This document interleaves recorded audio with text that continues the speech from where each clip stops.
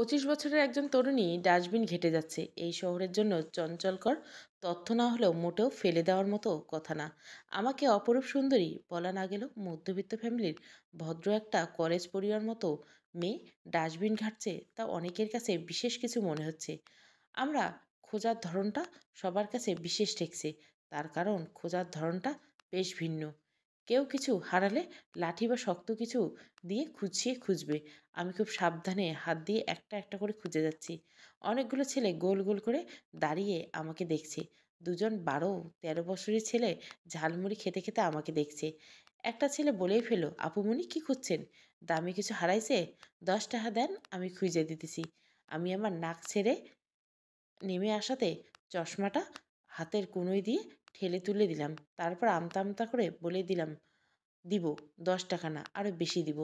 বিশ্রী হাসিটা মিলিয়ে কিছু শিশুসুলভ লোলুপ ভাব এনে বলল, কত টাকা দিবেন? কত লাগবে? কিন্তু জিনিসটা যেভাবেই হোক আমাকে খুঁজে বের করতে হবে। দুইজন ঝালমুড়ির ঠোঙাটা ফেলে ময়লা সাদাটে প্যান্টে হাত মুছতে মুছতে আমার দিকে এগিয়ে এসে বলল, খানিকটা ভুরু কুচকে বলল, 100 টাকা দিবেন? আমি বললাম, দিলাম। তাদের চোখে মুখে অবিশ্বাসের হাসি। ভাবলো হয়তো দামি কিছু।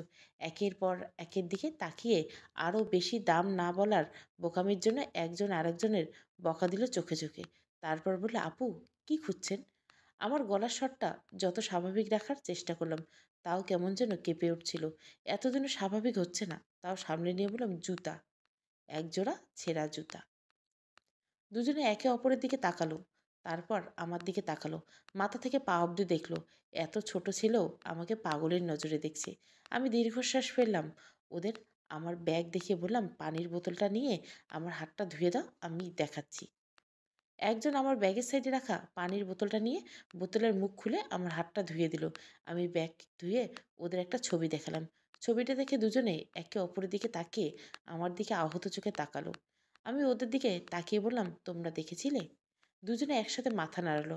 আমি চোখ বন্ধ করলাম। আমি বললাম, এই জুতোগুলো এইখানে কোথায় আছে? আমাকে খুঁজে দিতে পারবে? তোমাদের বিরিয়ানি খাওয়াবো, আরও টাকা দিব। একজন আরেকজনকে বলল, আলমগীরকেও বাসায় দেখতে পারস, ওরে বাপে এইসব নিয়ে গিয়ে বিক্রি করে।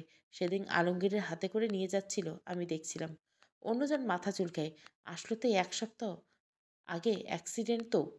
তারপরে কথা শেষ হওয়ার আগে দুজনে একসাথে হাঁটা ধরে, চলেন আগে ওদের বাড়ি থেকে আসি। ওদের পেছন পেছন আমিও রেল রাস্তার পাশ দিয়ে ঘেঁষে বস্তিতে নেমে পড়লাম। 1 সপ্তাহ আগে আমাকে সকালে ট্রেনে তুলে দিতে আসে বাবা। আমি আর বাবা। আমার ছোট্ট জীবন। মা ক্যান্সারে মারা যায়। আমি তখন ক্লাস 7-এ পড়ি। বাবা মায়ের সম্পর্ক ছিল খুব সুন্দর। মনে হতো সদ্য বাসা থেকে পালিয়ে এসে বিয়ে করেছে ওরা। মাকে কখনো একা রান্নাঘরে কাজ করতে দেখিনি। মা চুলোয় রান্না করতো, বাবা পাশে দাঁড়িয়ে মাকে পেঁয়াজ, রসুন, আলু, পটল সব কেটে দিত। কোনো কিছু করা না থাকলেও এমনি দাঁড়িয়ে গল্প করতো। মা কখনো আমাদের বা বাবা কাপড়-চোপড় ধুয়ে দেয়নি।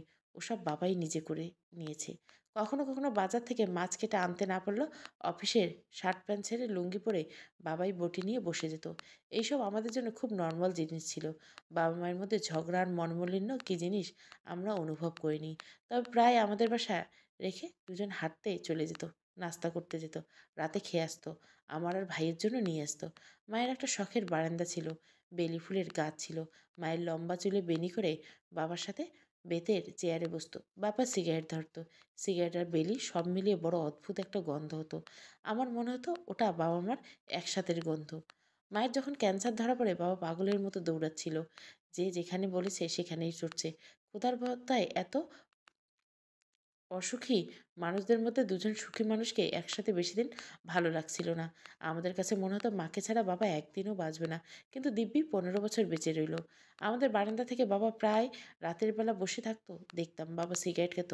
মা মারা যাওয়ার পর বেলি গাছ মারা যায়, কিন্তু বাবা নাকি বেলি ফুলের সুবাস পায়। বাবার মতে মা আসে বাবার পাশে বসে। বড় ভাইয়া 6 বছর আগে দেশের বাইরে চলে যায়। গত 2 বছর ধরে বলছে আমাদের চলে যেতে। ভাইয়া বলে বাবা বলতো, ইতুকে বিয়ে দিয়ে তুমি এইখানে চলে আসবে। বাবা বলে, ইতুকে বিয়ে দিলে ও শ্বশুরবাড়ি যাবে। আমার মেয়ে কি একটা বাপের বাড়ি থাকবে না? কার উপর রাগ উঠলে জেদ দেখে কি বলতে পারবে না বাপের বাড়ি চলে যাব? একবেলা এসে দিনের 12টা অবধি ঘুমাবে না? মেয়ে জামাই শাশুড়ি খাটাবে, ছেলে আমার শ্বশুর বাড়ি নাই। তমালের সাথে 3 বছরের সম্পর্ক, সব ঠিকঠাক। বাবা জেদ করে চাকরি ধরবো, তারপর বিয়ে। আগে যখন চাকরির পরীক্ষা দিয়েছি, শুক্রবার ছিল সব। বাবার সাথে গিয়েছি, ছুটি নিয়ে গিয়েছি। এইবার আমাকে ডাকা হয়েছে ভাইবার জন্য। বাবা অফিস থেকে ছুটি পায়নি, তাই আমাকে একাই যেতে হয়েছে। বাবা আমাকে 7টার ট্রেনে তুলে দেয়। এরপর বাবা অফিসে যাওয়ার জন্য বেরোয় 9টার পর। আমাকে দিয়ে আসার পর বাবা কাপড় চেঞ্জ করে বের হওয়ার সময় আরেকটা প্যান্ট পরে বের হয়। এতে বাবার মানিব্যাগ, মোবাইল সব রয়ে যায় বাসায়। আমি পৌঁছে ফোন দিতে থাকি, বাবা ফোন ধরে না। এরপর ভাইবা দিতে চলে যাই, খুব ভালো হয়।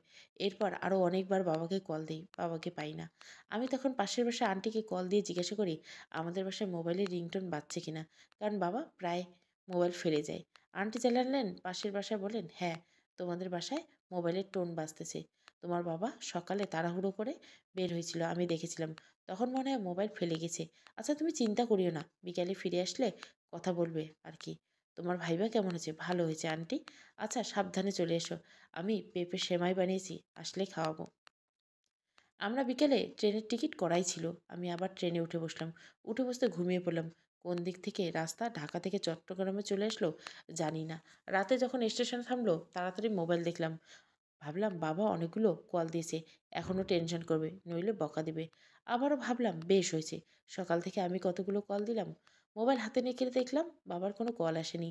তমাল অনেকগুলো মেসেজ দিয়েছে, কোথায় এখন, সে আসবে কিনা। আমি রিপ্লাই দিলাম না। জব নিয়ে ওর খুব আপত্তি ছিল, ওর সাথে ঝগড়া চলছে। আর ভাবলাম বাবা নিশ্চয়ই নিতে এসছে। এত রাতে একা কিভাবে যাব বাবাকে ছাড়া। আমি ট্রেন থেকে নেমে অনেকক্ষণ বাবাকে কল দিলাম, বাবা কল ধরেনি। স্টেশনে সব দিক খুঁজে দেখলাম। শেষে একটা বার্গার নিয়ে খেতে খেতে সিএনজিতে উঠলাম। ক্লান্তির শরীরে ভীষণ ঘুম পাচ্ছে, চোখ বন্ধ হয়ে যাচ্ছে। গাড়ি থেকে নেমে কোনো মতে সিঁড়ি দিয়ে উঠলাম। আমি চাবি দিয়ে দরজা খুললাম, নাকি বাবা দরজা খুলে দিল। ঘর অন্ধকার ছিল। আমি সোফার উপর ব্যাগটা রেখে খাটে শুয়ে পড়লাম। মনে হলো বাবা দাঁড়িয়েছে। আমি বাবাকে বললাম আমি বার্গার খেয়েছি, আর কিছু খাবো না, তুমি খেয়ে পড়ো, আমি ঘুমিয়ে পড়ছি। অতটুকুতে ঘুমিয়ে পড়লাম। আমি কাঁথাটা গায়ের উপর তুলে মুখ সহ ঢেকে দিলাম। বাবার লুঙ্গি আর স্যান্ডো গেঞ্জি পরা ছায়াটা সরে গেল। পরের দিন সকালে ঘুম ভাঙলো, আন্টি দেখছে, ইতু, এই ইতু, এইভাবে গেট আর দরজা খোলা রেখে ঘুমাচ্ছ কেন? সারা রাত এমন ছিল নাকি? তোমার বাবা কোথায়? কারো বাসায় গিয়েছে? এখনো আসেনি যে? আমি ধরপড়িয়ে উঠে বসলাম। কি বলেন আন্টি? বাবা তো কাল ছিল, আমাকে দরজা খুলে দিল। তাই? কই? আমি তো জুতা স্যান্ডেল কিছুই দেখতেছি না। এত সকালে তো অফিসে যায় না, কোথায় গেল এখন? আমি তাড়াতাড়ি মোবাইল নিয়ে বাবার নাম্বারে আবার কল দিলাম। বাবার রুম আনাতে ঝুলানো বাবার প্যান্টের পকেটে রাখা মোবাইলটা আবার বেজে উঠল। আন্টি বললেন, এই তো কাল থেকে এইখানেই তো বেজে যাচ্ছে মোবাইলটা।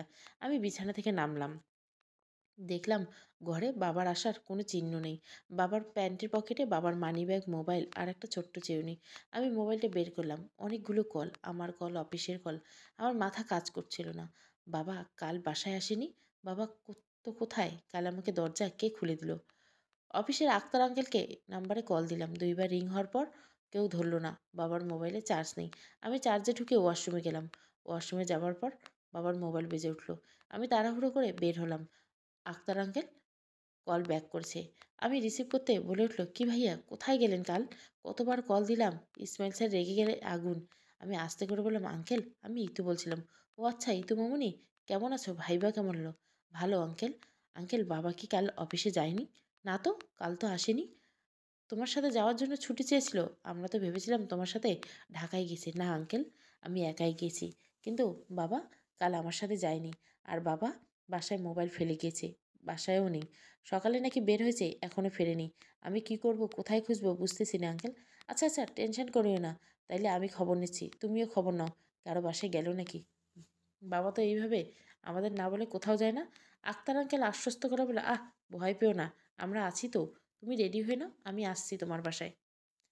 আমি ভাইয়াকে ফোন করে সব জানলাম। ভাইয়া আর আমি আস্তে আস্তে আমাদের মোটামুটি সব আত্মীয়দের কাছে ফোন দিলাম। যদিও জানি এইভাবে বাবা কারো বাসায় যাবে না, তাও আস্তে আস্তে আমার ভয় লাগা শুরু হলো। বাবাকে ছাড়া নিজেকে রাস্তা পার হতে গিয়েও মাঝ রাস্তায় হাত ছুটে গেলেও ঠিক যেমন অসহায় আর একা লাগে তেমন লাগছিল, ভীত আর একা। এর মধ্যে হইচই পড়ে গেল, সবাই বাবাকে খুঁজতে শুরু করলো। পুলিশ থানা, হাসপাতাল, আশেপাশে সব জায়গায় বাবার খোঁজ নেওয়া হচ্ছে, মেডিকেলগুলোতেও খোঁজা হচ্ছে, অ্যাক্সিডেন্ট কেস খোঁজা হচ্ছে, কোথাও পাচ্ছি না। বাবার আইডি কার্ড, মোবাইল তো বাসায় ছিল। যদি এমন কিছু হয়ে থাকে বাবাকে কেউ শনাক্তও করতে পারবে না। কে কী নাম। তমালের সাথে জোকের মতো লেগে রইল, কারণ তমাল জানে আমি কেমন বাবা পাগল মেয়ে। আমি বাবা ছাড়া কিছুই বুঝি না এমন মেয়ে। যতই আমি নিজের পায়ে উঠে দাঁড়িয়ে হাঁটছি, তখনই উষ্টা খেয়ে পড়লে আমাকে তোলা কারো সাধ্য নেই। তারপর একজন বলেই ফেলো, মর্গে একবার খবর নিয়ে দেখো। আমার হাত পা কেঁপে উঠল। কেউ কেউ মাথা নাড়ল। আর 4-5 দিন হয়ে যাচ্ছে, আর কোথাও না পেলে এই ছাড়া আর তো উপায় নেই। শনাক্ত করার জন্য আমাকেই যেতে বলছে। আমি জানি না আমার ভেতরে কি যাচ্ছে। এই কয়দিনে এই সব কিছু আমার সব অনুভূতি যেন ভোঁদা হয়ে করে দিচ্ছে। ভাইয়া বলল, আমি তো আসতে পারছি না, কাল পরশু চলে আসবো। আমি জানি তোর ভীষণ কষ্ট হচ্ছে, তাও তোকে করতে হবে প্লিজ বোন।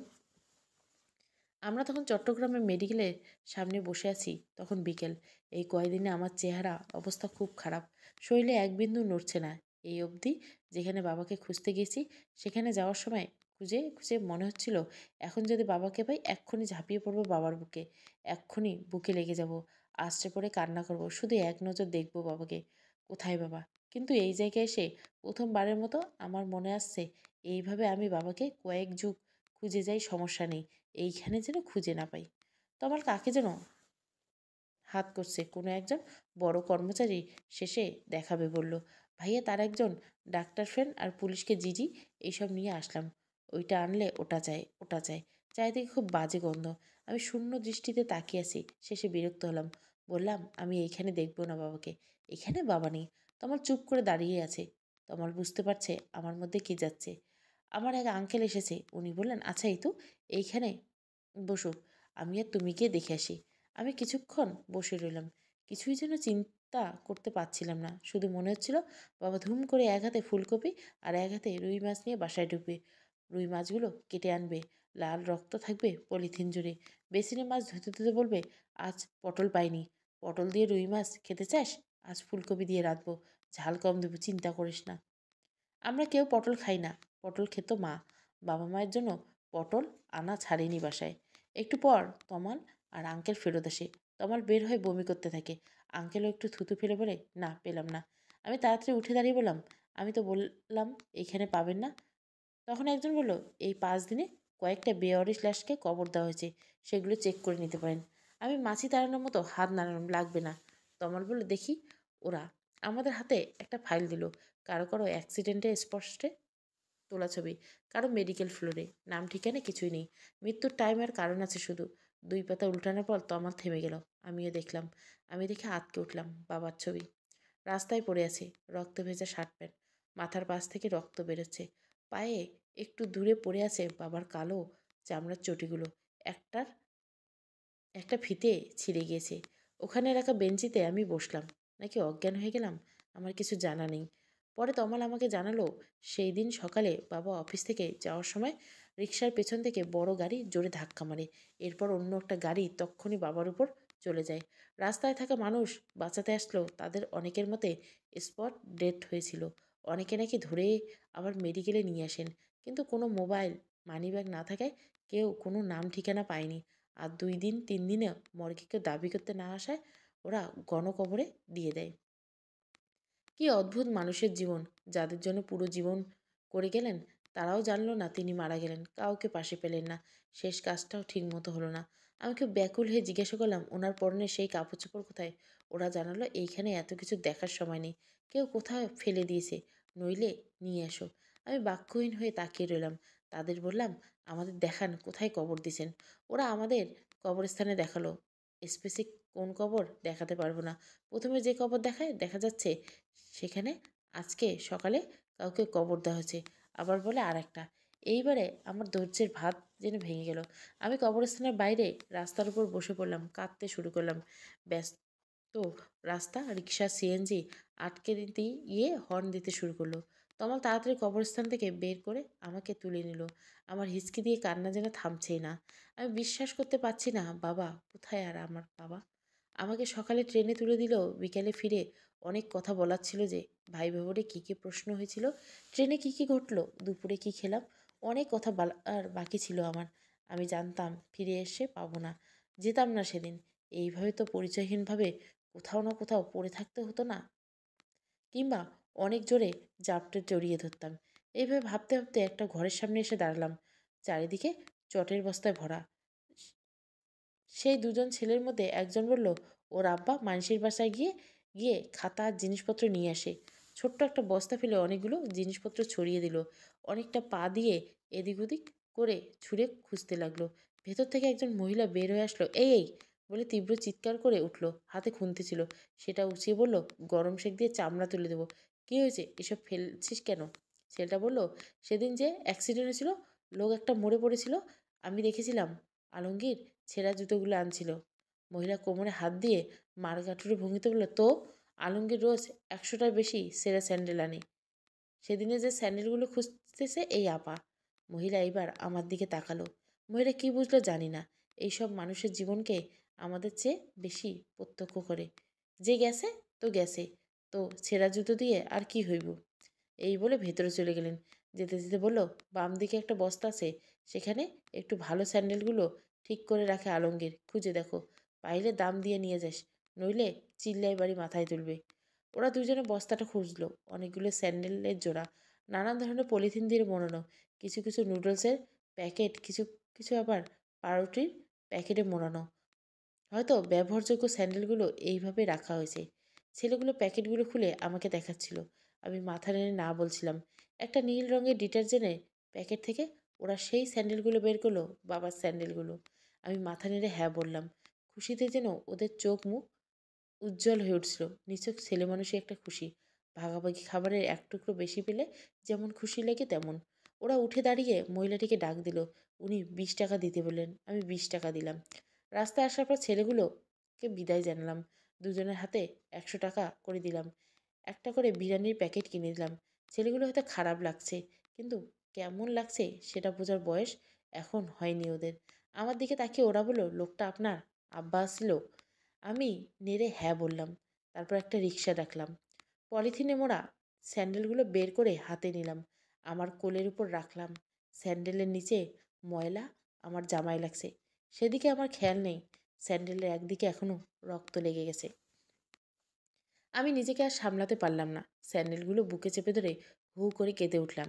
এত অসহায়, এত নিঃস্ব আর কখনো মনে হয়নি নিজেকে। আমার কান্নাগুলো রিক্সাওয়ালা চাচা পেছন ফিরে তাকালেন। প্যাডেল মারতে মারতে বললেন, কি মাইয়া, একজোড়া ছেঁড়া জুতো লইয়া এইভাবে কেউ কাঁদে? সমাপ্ত। একজোড়া ছেঁড়া জুতো। গল্পটা ভালো লাগলে অবশ্যই লাইক, শেয়ার এবং সাবস্ক্রাইব করবেন। Thank you for watching.